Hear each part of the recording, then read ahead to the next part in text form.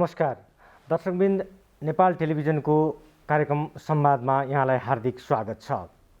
मुलुकको राजनीतिक अवस्था अहिले तरल अवस्थामा छ। प्रतिनिधि सभा विघटन भएर नयाँ निर्वाचनको मिति घोषणा भइसकेको छ। प्रतिनिधि सभा विघटन विरुद्ध अहिले सर्वोच्च अदालतको संवैधानिक इजलासमा सुनवाई समेत हुँदैछ।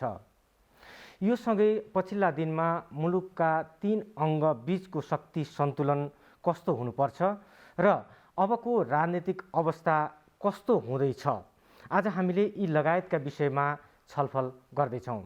यसै सिलसिलामा आज हामीसँग हुनुहुन्छ कानुन र राजनीतिक क्षेत्रका विश्लेषक एसके तिमल सेना। तिमल सेनाज्यू, यहाँलाई स्वागत छ। धन्यवाद।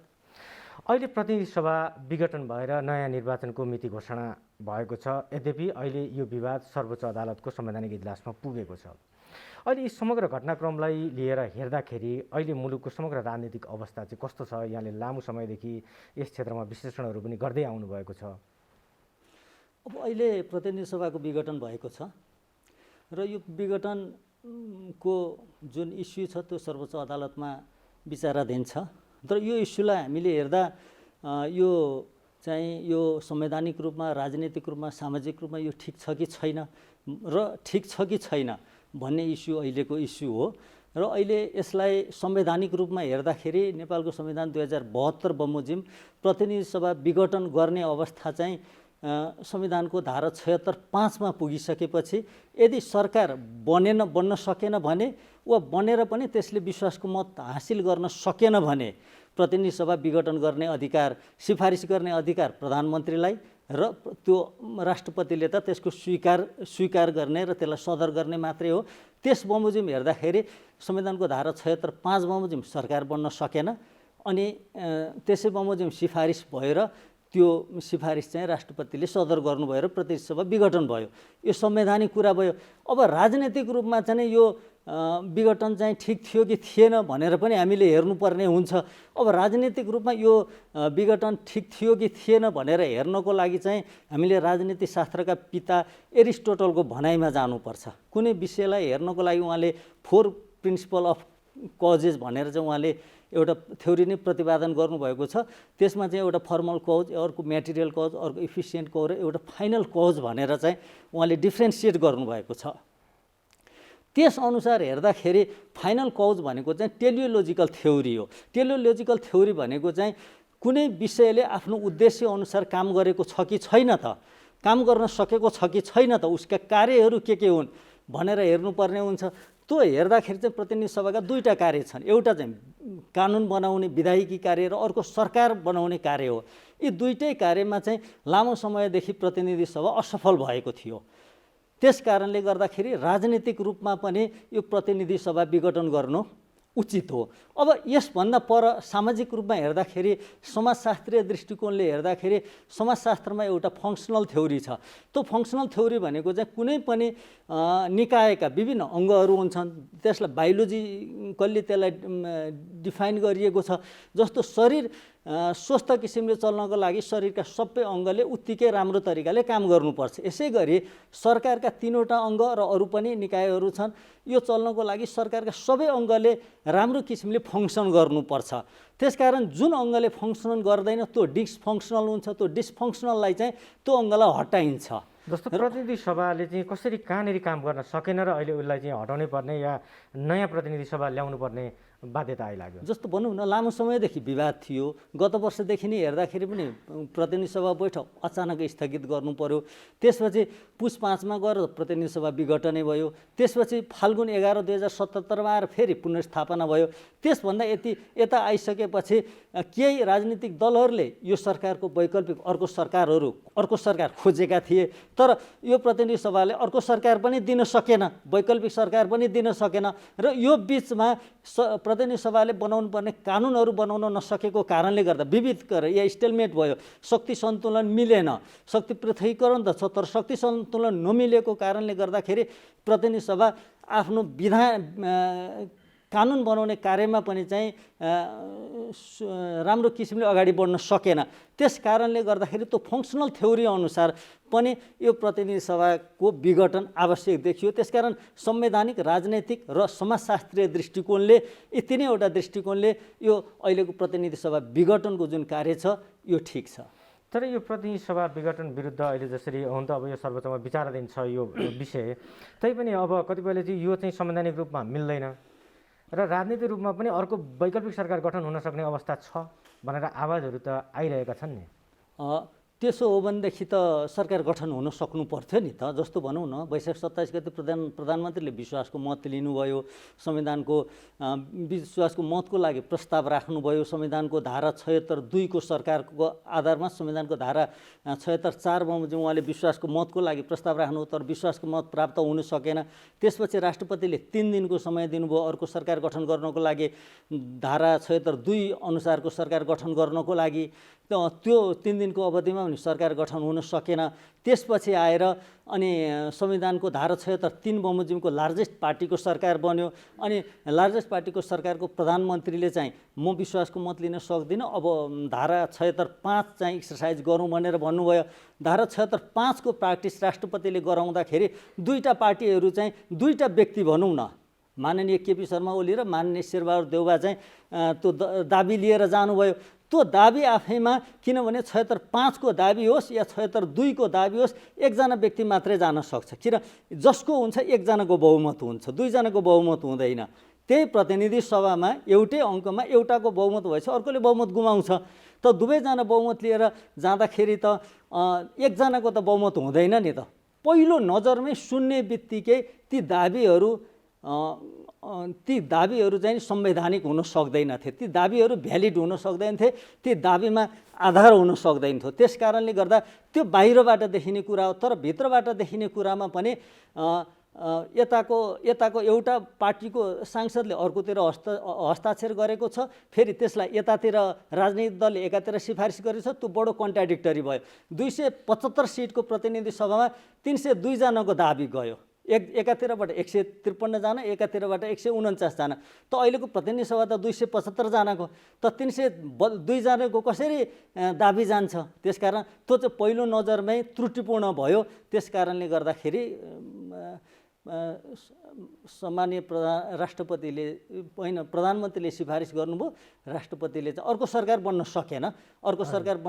त्यसो भएपछि संविधानको धारा 76(7) बमोजिम चाहिँ प्रतिनिधि सभा विघटन भयो। अब यसमा जस्तो यहाँले भन्नुभयो नि, एकातर्फ 153 जना, अर्कोतर्फ 148 जनाले जुन दाबी गर्नुभएको छ, 49 जना। यो दाबी, हजुर, यो दाबीलाई चाहिँ तपाईँले राष्ट्रपतिले यो दुईटैको अस्वीकृत गर्नु चाहिँ कतिसम्म संवैधानिक हो, या चाहिँ यो विषयलाई चाहिँ यहाँले के भन्नुहुन्छ? अब राष्ट्रपतिलाई त्यसमा चाहिँ यो नेपालको संविधान 2072ले राष्ट्रपतिलाई एक ठाउँ मात्रै स्वविवेकीय अधिकार दिएको छ। त्यो भनेको धारा 76 संविधानको धारा 76 को 5 लाई अभ्यास गर्ने कुरामा मात्रै। अरू सबै कुरामा चाहिँ राष्ट्रपतिले संविधानको धारा 66(2) बमोजिम कि त मन्त्री परिषदको या कुनै अरू निकायको सिफारिसमा गर्नुपर्ने छ भने त्यो सिफारिस बमोजिम गर्नुपर्ने हुन्छ। त्यो राष्ट्रपतिको स्वविवेकीय अधिकारको कुरा पर्यो एउटा कुरा चाहिँ। त अर्को कुरा हेर्दाखेरि चाहिँ जस्तो भनौँ न, शेरबहादुर देउवाले 149 जनाको चाहिँ दस्तखत लिएर जानुभयो। त्यसमध्ये त केही दस्तखतहरू भनौँ 25-26 जनाको दस्तखत त अर्को पार्टीको मान्छेको दस्तखत थिए। त्यो अब अर्को पार्टीले चाहिँ त्यसरी चाहिँ संविधानको धारा 76(5) को प्र्याक्टिस गर्ने कुरामा 76(5) को प्र्याक्टिस गर्ने कुरामा चाहिँ के सबै प्रतिनिधि सभा सदस्यहरू निर्दलीय हुन्छन् त, स्वतन्त्र हुन्छन् त भन्ने एउटा प्रश्न उत्पन्न हुन्छ। त्यो त्यसरी चाहिँ 76(5) मा पुग्ने बित्तिकै सबै प्रतिनिधि सभा सदस्य त निर्दलीय या स्वतन्त्र हुँदैन। त्यो प्रतिनिधि सभा सदस्य निर्दलीय या स्वतन्त्र हुने हो भने त यो मल्टिपार्टी सिस्टम र यो पार्लियामेन्टरी डेमोक्रेसी सबै क्रास हुन्छ। हेर्नुहोस्, यसको त मूल्य मान्यता सबै बिग्रन्छ।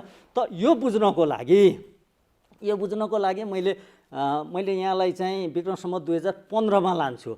नेपाल अधिराज्यको संविधान 2015 बनाउँदाका बखत एकजना ब्रिटिस विशेषज्ञलाई नेपाल ल्याइएको थियो। उहाँको नाम हो सर आइभर जेनिङ्स। उहाँ ठुलो संविधानविद हो। अहिलेसम्म पनि यो पार्लियामेन्टरी डेमोक्रेसीको वेस्टमिनिस्टर डेमोक्रेसीको विषयमा उहाँले लेखेका जति पनि रचनाहरू छन् ती सबै माइलस्टोन हुन्, ती सबै आधिकारिक हुन्। त यो सन्दर्भमा चाहिँ मान्यहरू एउटा पार्टीबाट अर्को पार्टीमा जानुभयो, त यस सम्बन्धमा चाहिँ उहाँले के भन्नुहुन्छ त? आइभर जेनिङ्सले भन्दा मैले यहाँ ओरिजिनल टेक्स्ट ल्याएको छु। त्यो ओरिजिनल टेक्स्टमा चाहिँ के भन्नुहुन्छ उहाँले भन्दाखेरि more to vote against the government is to vote with the enemy. आफ्नो गभर्मेन्टको विरुद्धमा भोट गर्नु भनेको चाहिँ शत्रुलाई भोट गर्नु हो। हेर्नुहोस् है, आइभर जेनिङ्सले लेख्नुभएको छ। यो अथेन्टिक टेक्स्ट हो, त्यसकारण मैले चाहिँ यो ओरिजिनल टेक्स्ट नै पढेर सुनाउँ भनेर यहाँ ल्याएको हो। To assist in defeating the government is to risk the combining into the office of the opposition. अब अर्को ठाउँमा उहाँ भन्नुहुन्छ the government's control over the majority is substantial. To vote against the government is to vote against the party. त गभर्मेन्टको विरुद्धमा vote गर्नु भनेको पार्टीको विरुद्धमा भोट गर्नु हो भनेपछि त उहाँहरूको त पार्टी त रहेन नि त, पार्टी सदस्यता खारेज हुन्छ। त पार्टी सदस्यता खारेज हुने अवस्थामा अर्को पार्टीको सदस्यता ल्याएर अनिखेर चाहिँ बहुमत पुर्याउँछु भन्ने कुरा त त्यो त पार्लियामेन्टरी डेमोक्रेसीको विरुद्धमा छ, संसदीय प्रणालीको विरुद्धमा छ। त्यस कारणले गर्दाखेरि त्यो भ्यालिड हुन सकेन। अब फेरि यतातिर केपी ओलीको सन्दर्भमा चाहिँ के भयो त भन्नुहुन्छ भनेदेखि तिनै मान्छेले फेरि अर्कोतिर भोट गरेका छन्, अर्कोतिर चाहिँ दस्तखत गरेका छन्। त्यस कारणले गर्दा त्यो कन्ट्राडिक्टरी भयो, पहिलो नजरमै कन्ट्राडिक्टरी भयो, प्राइमा फेसी नै कन्ट्राडिक्टरी भएको कारणले गर्दाखेरि त्यसलाई चाहिँ राष्ट्रपतिले चाहिँ त्यसलाई चाहिँ स्वीकार गर्न सक्नु भएन। त्यो विश्वासको मत लिने आधार त्यहाँनिर देखिएन। हजुर, अब यो धारा 76 को 2 र 76 को 5 बीचको अलिकति अन्तर पनि यहाँले केही बताइदिनुहोस् न। ठिक छ, 76 2 र 76 को बिचमा सानो एउटा अन्तर मात्रै छ, खासै अन्तर पनि छैन। 76 2 र 76 5 को बिचमा 76 2 मा चाहिँ त्यो उही छ, लगभग उही छ। त्यहाँ पनि पार्टी व्यक्ति नै जाने भनेको छ, यहाँ पनि व्यक्ति नै जाने भनेको छ। यहाँ पनि संसदीय दलको सबै यहाँ पनि संसदीय दलकै सिफारिस पर्छ। सबै धारा 2 मा पनि त्यहाँ पनि संसदीय दलको सिफारिस आवश्यक पर्छ।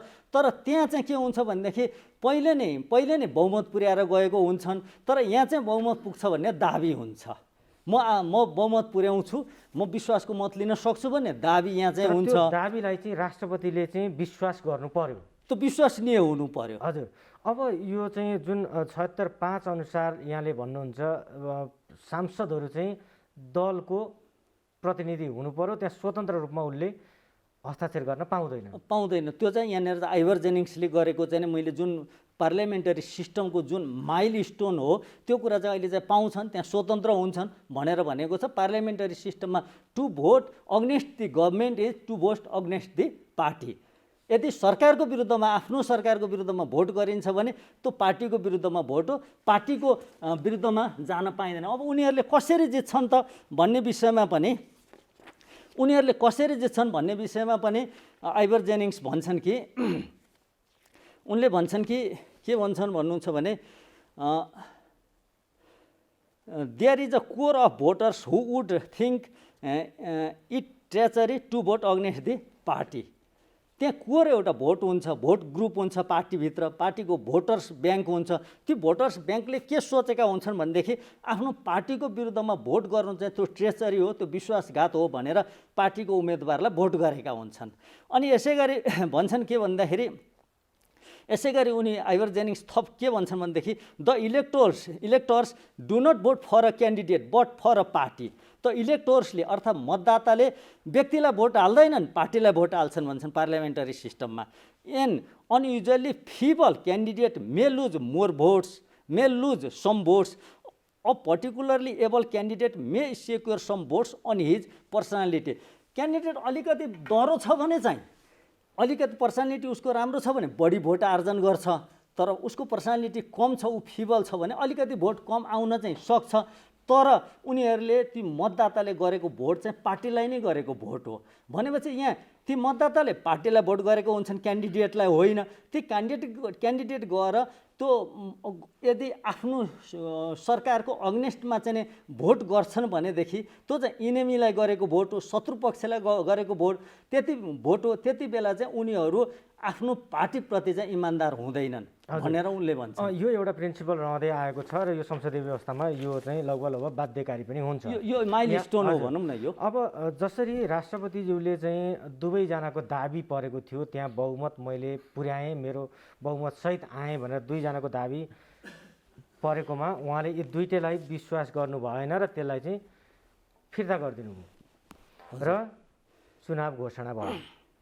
तर राष्ट्रपतिको जुन गर्नुभएको छ दाबी, त्यसलाई लिएरै अहिले चाहिँ राष्ट्रपतिले जुन चाहिँ दाबी एउटा चाहिँ फिर्ता गरिदिनु भएको थियो, त्यसभन्दा पछाडि अहिले जुन सर्वोच्चमा विचाराधीन मुद्दा छ, यो विषयमा चाहिँ राष्ट्रपतिले गर्नुभएका निर्णयलाई अदालतले न्यायिक पुनरावलोकनको विषय बन्न सक्छ कि सक्दैन?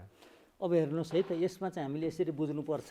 अब न्यायिक पुनरावेदन अदालतले गर्न सक्छ सक्दैन भन्ने विषयमा चाहिँ अब हामी यताको ट्रेडिसन, यहाँको परम्परामा पनि जाउँ र अन्तर्राष्ट्रिय राजनीतिशास्त्रका अन्तर्राष्ट्रिय विद्वानहरू र राजनीतिशास्त्रका दार्शनिकहरूको भनाइ पनि लिनुपर्ने हुन्छ। अब राष्ट्रपति को हो, हाम्रो महामहिम राष्ट्रपति को एउटा व्यक्ति हो कि त्यो संस्था हो भन्नेमा हामीले जान्नुपर्छ। राष्ट्रपति भनेको हेड अफ द स्टेट हो, हेड अफ द स्टेट हो, त्यो सुप्रिम पावर हो। अब प्रोफेसर हेराल्ड जे लास्कीका अनुसार the supreme authority can give order to all but receives order from none भनेर भनेका छन्। त सुप्रिम अथोरिटीले सबैलाई अर्डर चाहिँ दिन सक्छ, तर उसले कसैबाट पनि अर्डर लिँदैन। हेर्नुहोस् है, त्यस कारणले गर्दाखेरि एउटा त्यो विषय भयो। त्यस कारणले गर्दाखेरि अब राष्ट्रपतिले जे कुरा अर्डर गर्नुहुन्छ स्वविवेकीय अधिकार हुन्छ। त्यो स्वविवेकीय अधिकार राष्ट्रपतिको अर्थात् हेड अफ द स्टेटको, खास गरी है व्यक्तिको कुरा छैन, हेड अफ द स्टेटको जुन स्वविवेकीय अधिकार छ त्यो चाहिँ राष्ट्रभित्रका, देशभित्रका कुनै पनि निकायबाट त्यो न्यायिक पुनरावलोकन हुन सक्दैन। त्यो एउटा कुरा भयो। कारण के भन्नुहुन्छ, राष्ट्रपति कसरी निर्वाचित हुन्छन् त भन्दाखेरि राष्ट्रपति निर्वाचित हुने अझै छुट्टै विधि छ। प्रतिनिधि सभा अर्थात् राष्ट्रिय सभा, त्यसपछि प्रदेश सभाबाट निर्वाचित भएर आउने सुप्रिम अथोरिटी हो राष्ट्रपति भनेको। राष्ट्रपति भनेको चाहिँ पुरै टोटल कन्स्टिट्युसनल हो। उसलाई आफूले गर्नुपर्ने केही पनि कार्यहरू, आफ्नो स्वविवेकमा गर्ने कामहरू केही हुँदैन। तर कुनै पदीय हैसियतले उहाँले केही काम गर्नुपर्ने भएको छ भनेदेखि चाहिँ त्यस सन्दर्भमा चाहिँ अदालतमा क्वेसन गर्न पाइँदैन। अब यहाँनिर भनेको छ दफा 16 मा राष्ट्रपति र उपराष्ट्रपतिको पारिश्रमिक तथा सुविधा सम्बन्धी ऐन 2074 को दफा 16 मा मुद्दा नचलाइने। राष्ट्रपति र उपराष्ट्रपतिले आफ्नो पदीय हैसियतले सम्पादन गरेका काम कारबाहीको विषयमा निज पदमा रहँदा वा सेवानिवृत्त भएपछि निज उपर कुनै अदालतमा मुद्दा चलाइने छैन। पदीय हैसियतले गरेको काम हो, उहाँले त्यो पदमा रहेको कारणले गरेको काम हो। त्यसकारण त्यो कामको विषयमा चाहिँ कुनै पनि अदालतमा मुद्दा चलाउन पाइँदैन। किन अदालतले मुद्दा लियो, हेड अफ द स्टेटको एउटा स्वविवेकीय अधिकारको सम्बन्धमा यो अदालतले किन मुद्दा लियो, राष्ट्रपतिलाई किन तारिखमा लगायो भन्ने कुरा चाहिँ विचारणीय कुरा हो यहाँनिर चाहिँ।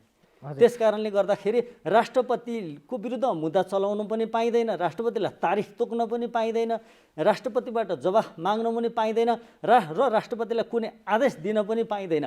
मानिलिनुहोस् राष्ट्रपतिले केही काम गर्नुपर्छ भनेर सर्वोच्च अदालतले आदेश दियो र त्यो आदेशको कार्यान्वयन हेड अफ द स्टेटले गरेन भने के हुन्छ? मेरो जिज्ञासा के हुन्छ? अहिले सुनवाई गर्दैछन् सायद, त कुनै आदेश दियो मानिलिउँ र त्यो आदेश राष्ट्रपतिबाट कार्यान्वयन भएन भने के हुन्छ? के अदालतले हेड अफ द स्टेटलाई अवहेलनामा मुद्दा चलाउन सक्छ? त्यसकारण यो संवैधानिक जटिलता सिर्जना हुन्छ। त्यसकारण यसको अर्थ के हो मेरो भनाइ भनेदेखि राष्ट्रपतिले पदीय हैसियतले गरेको कुनै काम छ भने त्यो काम कार्य चाहिँ न्यायिक पुनरावलोकनको विषय बन्दैन। अब त्यसमा त्यो 76 धारा 76 को जुन 5 ले चाहिँ राष्ट्रपतिलाई अलिक विशेष अधिकार जुन दिएको छ नि, यहाँले अघि पनि भन्नुभयो, यो अधिकार उहाँले कस्तो अवस्थामा प्रयोग गर्ने, के गर्ने हो? होइन, विशेष अधिकारको यो 76(5) को अधिकारको कुरा छ। 76(5) मा कसरी पुगिन्छ भन्ने विषय भयो। जस्तो संवैधानिकको धेरै लामो कुरा नगरौँ, संविधानको धारा 76 को 3 बमोजिम चाहिँ 2 अनुसार एक अनुसार सरकार बन्न सकेन भने 2 अनुसार बन्छ, 2 अनुसार बन्न सकेन भने 3 अनुसार बन्छ। 3 मा चाहिँ लार्जेस्ट पार्टीको सरकार बन्ने हो, त्यसले चाहिँ विश्वासको मत आर्जन गर्न सकेन भने अनि 76-5 बमोजिम सरकार बन्ने अर्को प्रावधान छ। त्यो 76-5 बमोजिम सरकार चाहिँ मा दाबी दिनु त्यहीँको प्रतिनिधि सभाको कुनै सदस्यले दाबी गर्न पाउँछन्। त्यो दाबी गर्दाखेरि उनको दाबी सही लाग्यो भने र विश्वासको मत देखाउने आधार उहाँले देख्नुभयो भनेदेखि उहाँले त्यसलाई चाहिँ स्वीकृत गर्नुहुन्छ र प्रधानमन्त्रीमा नियुक्ति गर्नुहुन्छ। तर त्यो दाबी उचित लागेन उहाँलाई भनेदेखि त्यो उहाँको आफ्नो सुविवेकी अधिकारको कुरा हो, त्यसलाई चाहिँ उहाँले चाहिँ स्थगित गर्नुहुन्छ र प्रधानमन्त्री नियुक्ति गर्नुहुन्न। त्यस संविधानको धारा 76-5 बमोजिम प्रधानमन्त्री नियुक्ति हुन सकेन भने चाहिँ संविधानको धारा 76-7 बमोजिम प्रधानमन्त्रीको सिफारिसमा प्रतिनिधि सभाको विघटन हुन्छ। अहिले यो जुन नयाँ संविधान 72 सालमा जारी भइसके पछाडि एउटा मुलुक एउटा ट्र्याकमा जान्छ, एउटा राजनीतिक स्थिरताले कायम गर्छ भन्ने एउटा अपेक्षा आम नागरिकको थियो। तर त्यो अनुसार चाहिँ हाम्रो यो अगाडि बढ्न सकेको देखिँदैन। यसमा चाहिँ कहाँनिर के बाधक तत्त्व चाहिँ के देख्नुहुन्छ यहाँले विश्लेषण गर्दाखेरि? यो चाहिँ यहाँ त्रुटि के छ, अब किन जान सकेन भन्ने कुरामा हामीले यसको त्रुटि के छ, यसको कारण के हो, समस्या कहाँ छ भनेर हामी समस्यातिर जानुपर्छ। समस्या कार्यपालिकामा छ कि, समस्या विधायिकामा छ कि, समस्या न्यायपालिकामा छ कि, या समस्या राज्यका अरू अङ्गमा छ भनेर खोज्दै जाँदाखेरि समस्या संविधानमा छ। यो संविधानमा समस्या छ। जुन किसिमले चाहिँ पहिला त 46-47 मा एउटा आन्दोलन भयो, त्यसपछि चाहिँ नेपाल अधिराज्यको संविधान 2047 आयो, त्यसपछि 62-63 को आन्दोलनपछि फेरि अर्को संविधान आयो, अन्तरिम संविधान आयो, त्यसपछि यो संविधान आयो। यसले चाहिँ शासकीय स्वरूपको विषयमा चाहिँ राम्रो व्यवस्था गर्न सकेन, जसले गर्दा शासनमा स्थिरता भएन। यो चाहिँ प्रतिनिधि सभामा यो सरकार बनाउने र गिराउने बिचको चलखेल चाहिँ केही मात्रामा कायमै रह्यो। त्यस कारणले गर्दाखेरि यो देशलाई स्मुथली अगाडि बढाउन सकिएको छैन। समस्या संविधानमा छ। अब यो राज्यका 3टा अङ्ग महत्त्वपूर्ण मानिन्छ, कार्यपालिका, न्यायपालिका र व्यवस्थापिका। यी 3टा अङ्ग बिचको शक्ति सन्तुलनलाई चाहिँ हामीले कसरी हेर्ने? यी 3टा अब यसको चाहिँ राजनीति शास्त्रको एउटा थ्योरी छ, separation of power and check and balance भन्ने, शक्ति पृथक्करण, नियन्त्रण र सन्तुलन भन्ने जुन सिद्धान्त छ, त्यो सिद्धान्त बमोजिम नै सरकारका 3टा अङ्गको काम कारबाही सुचारू हुनुपर्ने हो। तर यो संविधान बनाउँदाखेरि के भयो, त्रुटि के भयो त भन्दाखेरि अब यो कार्यपालिकाले चाहिँ सबै कुरा सिद्ध्याउँछ। एउटा चाहिँ है त्यो इन्टेन्सनै त्यस्तो देखिन्छ। किन मुलुकभित्र सबै काम गर्नुपर्छ, कार्यपालिकाले सबै अधिकार कार्यपालिकामा निहित हुन्छ। यो सबै विकास, निर्माण आदि इत्यादि दैनिक प्रशासन सञ्चालन गर्ने यावत काम गर्ने काम कार्यपालिकाले गर्छ। त्यो कार्यपालिकालाई चाहिँ कमजोर रूप बनाइएको छ।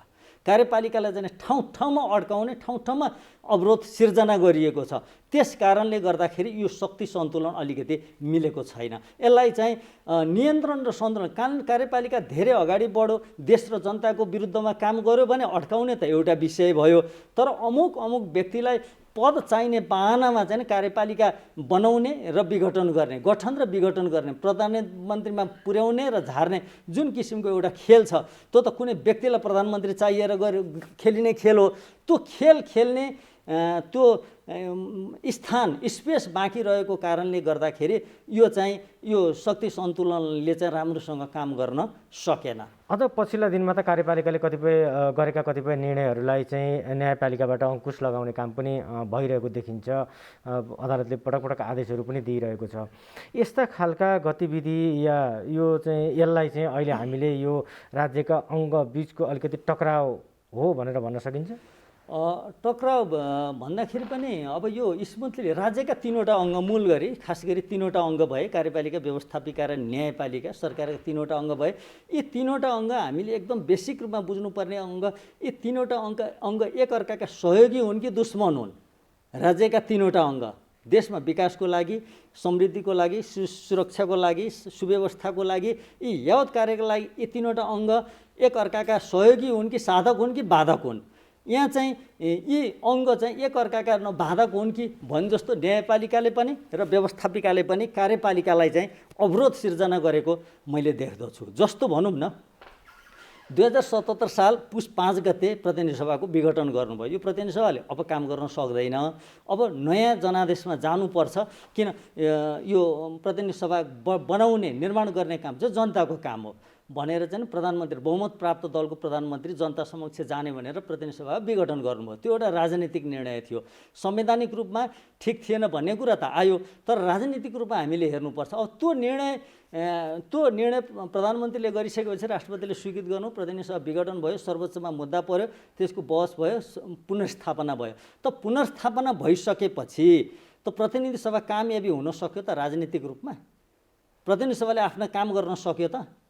2077 साल फागुन 11 गते भन्दा यता प्रतिनिधि सभाले कति काम गर्यो त? प्रतिनिधि सभाले काम गर्न त सकेन। हामीले अघि चाहिँ फर्मल कजको विषयमा चाहिँ फाइनल कजको विषयमा त हामीले कुराकानी गऱ्यौँ। गर्दाखेरि उसले आफ्नो उद्देश्यमा कामै गर्न सक्दैन। किन यो अङ्गको बिचमा चाहिँ अवरोध सिर्जना गर्ने कामहरू भइसकेपछि त यो एउटा त शरीरका एउटा अङ्ग डिसफङ्सनल भइसकेपछि त शरीरले राम्रो तरिकाले काम गर्न सक्दैन। शरीर बिरामी भए जस्तै भयो, अर्थात् सरकार बिरामी भए जस्तै भयो। सरकारको एउटा अङ्ग कार्यपालिका, अर्को अङ्ग व्यवस्थापिका हो। व्यवस्थापिकाले काम गर्न नसकेपछि त्यो त बिरामी भए जस्तो भयो, त्यो डिसफङ्सनल भयो। त्यस कारणले गर्दाखेरि त्यो बहुमत, अनि त्यसपछि अर्को सरकार पनि बन्न सकेन। अनि त्यसरी हेर्दाखेरि त बहुमत प्राप्त प्रधानमन्त्रीले त संसद विघटन गर्न, प्रतिनिधि सभा विघटन गर्न पाउनु पर्ने रहेछ नि त। अर्को सरकार त दिन सकिएन नि त। त्यो त्यसरी हेर्दाखेरि, त्यो कोणबाट हेर्दाखेरि त सुप्रिम कोर्टको जुन प्रतिनिधि सभालाई पुनर्स्थापना गर्ने निर्णय त्यो त गल्ती रहेछ नि त। हामीले त्यसरी बुझ्नु पर्यो। त्यस कारणले गर्दाखेरि सरकारको जनतामा जाने अधिकार, अर्थात् नेपालको संविधान 2072 बमोजिम नेपालको सार्वभौमसत्ता र 72 को धारा 2 बमोजिम नेपालको सार्वभौमसत्ता र राजकीय सत्ता कहाँ निहित छ? जनतामा, नेपाली जनतामा निहित छ। अब म जनतामा जान्छु भन्ने चाहिँ एउटा कार्यकारी प्रमुखको, देशको कार्यकारी प्रमुखको निर्णयलाई कसैले अवरोध गर्छ भनेदेखि त्यो चाहिँ त्यहाँनिर शक्ति सन्तुलन बिग्रेको देखिन्छ। हजुर, अब हामी लगभग अन्त्यमा पनि छौँ। अबको राजनीति चाहिँ कसरी अगाडि बढ्नुपर्छ भन्ने यहाँको मान्यता रहँदैछ? अबको राजनीति एकदम राजनीति जुन किसिमले सङ्घ लिएर अगाडि बढ्नुपर्ने थियो त्यो सङ्घ लिएर अगाडि बढ्न सकेन।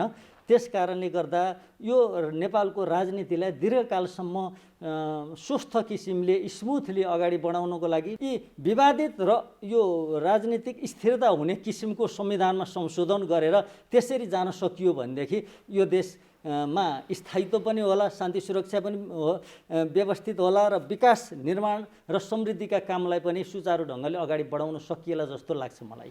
हस्, यहाँलाई धेरै धेरै धन्यवाद। धन्यवाद।